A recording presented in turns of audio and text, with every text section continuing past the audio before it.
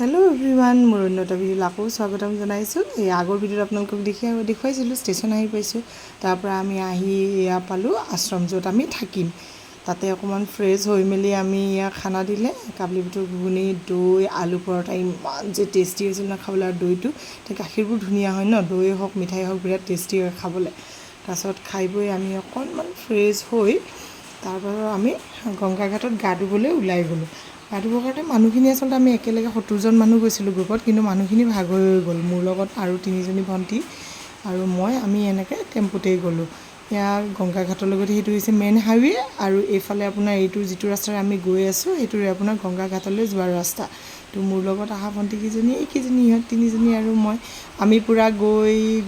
ইয়া গংগা ঘাটৰ ৰাস্তা পাই গ'লোঁ কিন্তু ইয়াতে পাৰ্কিং কৰি ইয়াতে আপোনাৰ টেম্পুৰ পৰা নামি বাকিখিনি জায়গা খুচকাৰি যাব লাগিব তাৰ বাবে আমি তাৰ পৰা নামি আমি খুচকাৰা আৰম্ভ কৰি দিলোঁ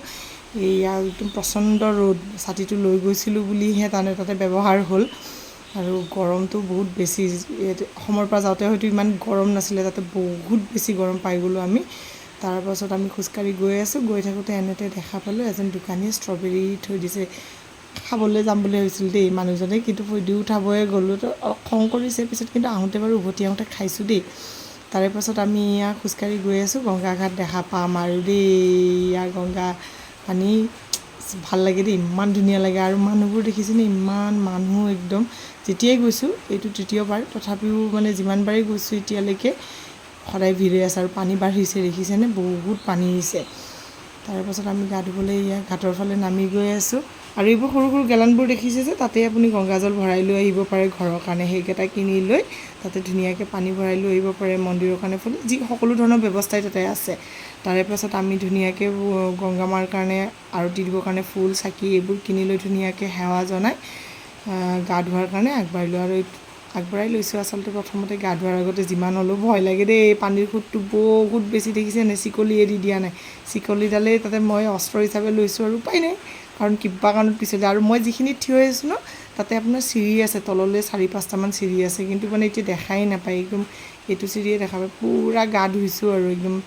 গৰম বহুত যিহেতু পূৰা পানীটো ইমান বেছি ঠাণ্ডা ন ভাল লাগিছে কিন্তু গা ধুই আপুনি বহাৰ লগে লগেই শুকাই যায় আকৌ তাৰমানে পূৰা একদম পূৰা ডুবি যাব নোৱাৰোঁতো অকণমান মানে ডুবি এনেকৈ গা ধুইছোঁ কিন্তু মই চিকলি এৰি দিয়া নাই কাৰণ যিটো ঢৌৰ আৰু যিটো সোঁত বাপৰে বাপ বহুত বেছি তাৰপিছত গা পা ধুই আমি অকণমান আহি বহিছোঁ মানে কি অকণ ফটো উঠি লওঁ আৰু কাৰণ মেমৰিটো ৰাখিব লাগিব ন তো আমি এনেদৰে এইজনীৰ পূৰা একদম ভিডিঅ' ফটো কৰি বহিছোঁ তাৰপিছত আকৌ গা ধুবলৈ নামিছোঁ চাওকচোন তাৰমানে হেঁপাহে পলোৱা নাই ইমানেই গা ধুইছোঁ তথাপিও তাৰমানে হেঁপাহ পলোৱাই নাই আকৌ নামি আকৌ গা ধুইছোঁ গা পা ধুই মেলি আমি তাৰ পৰা পূৰা আৰু গংগা স্নান কৰি মেলি তাৰপৰা আমি উঠি আহি অকণমান আপোনালোকক ছাইডৰ ফালে দেখোঁ মানুহ দেখিছেনে কিমান ভিৰ তাৰপিছত গা পা ধুই আমি তাৰপৰা উঠি আহি ৰাস্তাত কিবা চলি আছিলে নেকি পূজা কৰা মানুহ কিছুমানক দেখা পালোঁ তাৰে পিছত আহি মই আপোনালোকক এতিয়া আশ্ৰমখন দেখুৱাম দেই বাহিৰৰ পৰা আৰু আমি যিখন আশ্ৰমত আছোঁ সেইখন হৰিদ্বাৰৰ মেইন চিটিৰ পৰা আপোনাৰ 15 কিলোমিটাৰ দূৰত দেৱপুৰা আশ্ৰম খুব ধুনীয়া হয় চাফা হয় আৰু মানে ভাল লাগিছে খাদ্য খানাখিনিও খুব ভাল এই আপোনাৰ সোমাই গৈ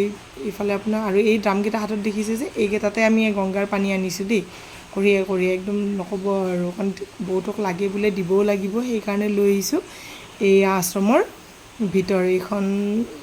মানে তাৰপৰা সোমাই আহিলে আপোনাৰ এইখন মেইন গেট আৰু ইয়াৰে ভিতৰতে আমি আছোঁ ইমান যে ধুনীয়া পৰিৱেশ নহয়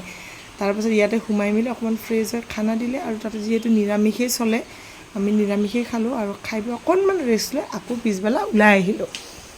ওলাই আহিলোঁ মানে কি গংগা আৰতি চাব লাগিব ন গংগা নদীত গা পা ধুই গংগা আৰতি চাবলৈ নাযামনে তো আমি আহিলোঁ ওলাই আহিতে কি হ'ল টেম্পু এখনত আহিছিলোঁ কিন্তু কি হ'ল সি জানো কি বদমাচি কৰিলে আমাক আধাতে নমাই দিলে আমি তাৰপৰা একদম পূৰা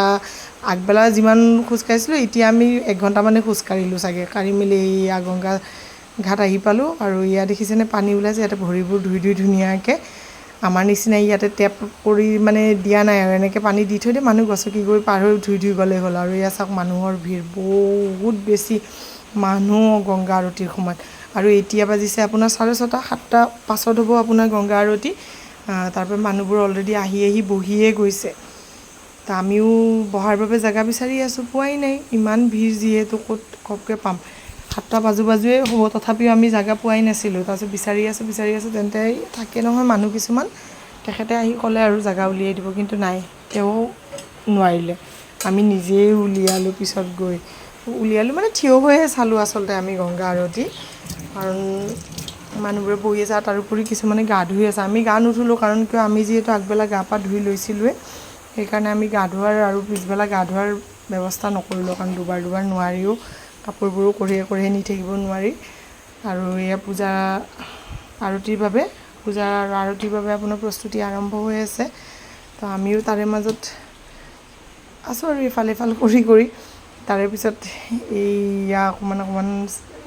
আৰম্ভ হৈছে, হোৱাৰ মাজতে আমি চাই থকাৰ মাজতে যিহেতু ষ্টাৰ্ট হোৱা নাছিলে তেতিয়ালৈকে, আমি সেইকাৰণে অকণমান নিজৰো ফটো চটো উঠিবৰ কাৰণে ল'লোঁ আৰু উঠি ল'লোঁ। ফটো ভিডিঅ' এইখিনিতো লাগিব ন, মেমৰি হিচাপে। আৰু ইমান ধুনীয়া পৰিৱেশ, এয়া ফটো ভিডিঅ' উঠি মেলি লোৱাৰ পাছত আপোনাৰ আৰম্ভ হৈ গ'ল গংগা আৰতি। ইমান যে ধুনীয়া মানে, আৰু ইমান মানুহৰ মাজত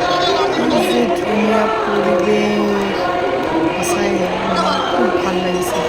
চাওকচোন, আপোনালোকে অলপ উপভোগ কৰক গংগা আৰতি।